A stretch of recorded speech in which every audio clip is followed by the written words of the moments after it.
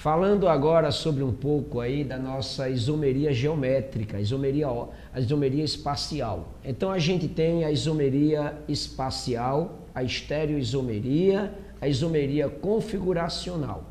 A gente falou um pouco da isomeria plana, agora a gente vai falar um pouquinho da isomeria espacial, da estereoisomeria ou da isomeria configuracional. Essa isomeria, ela é bastante importante porque para o nosso próximo vestibular. Por quê? Porque o ano passado a nossa questão foi de isomeria plana. Então a gente aposta esse ano isomeria espacial, na parte de isomeria cis-trans, talvez. Então a gente vai falar um pouquinho da isomeria geométrica.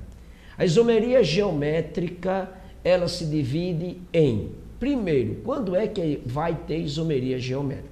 Quando é que eu posso dizer que o composto pode ter isomeria geométrica? Primeiramente, se o composto é aberto ou se o composto for fechado. Se o composto for aberto, há necessidade de, pelo menos, uma dupla ligação entre carbonos. Há uma necessidade de, pelo menos, uma dupla ligação entre carbonos.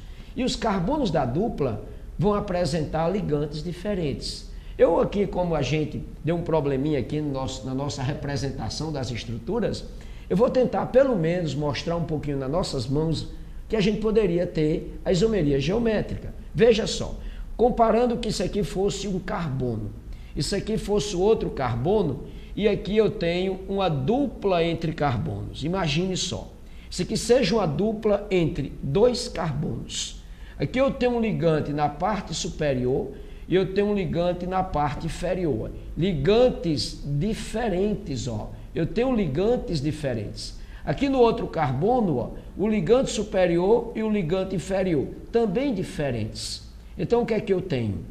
Uma dupla ligação entre carbonos e ligantes diferentes. Aqui eu tenho um caso de isomeria geométrica.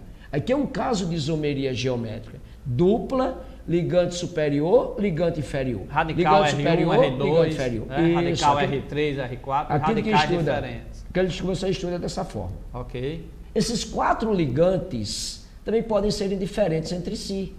Podem ser, ó, esses dois iguais, mas também eu posso ter os quatro diferentes, não tem problema. Acontece que, quando é que ele vai ser cis, quando é que ele vai ser trans? Cis, quando os grupos iguais estão no mesmo plano, que a gente do mesmo lado. E trans, quando os grupos iguais estão em lados opostos, em planos diferentes, em planos transversais. Então, veja, essa aqui é a forma cis, ó. Ligante igual do mesmo lado. Por exemplo, CH3, CH3. Isso, um cloro e um cloro. Um hidrogênio e um hidrogênio. Então, olhe que os ligantes iguais, cloro, estão do mesmo lado. Hidrogênio do mesmo lado. Esse é o cis.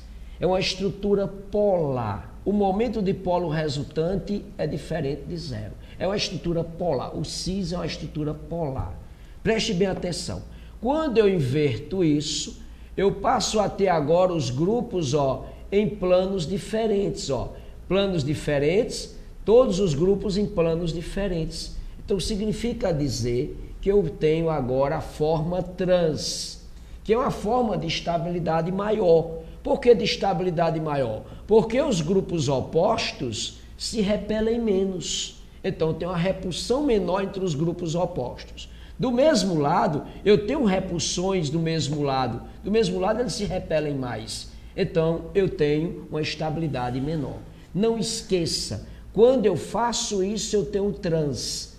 Portanto, o trans será polar. O momento de polo resultante é nulo, então ele é apolar.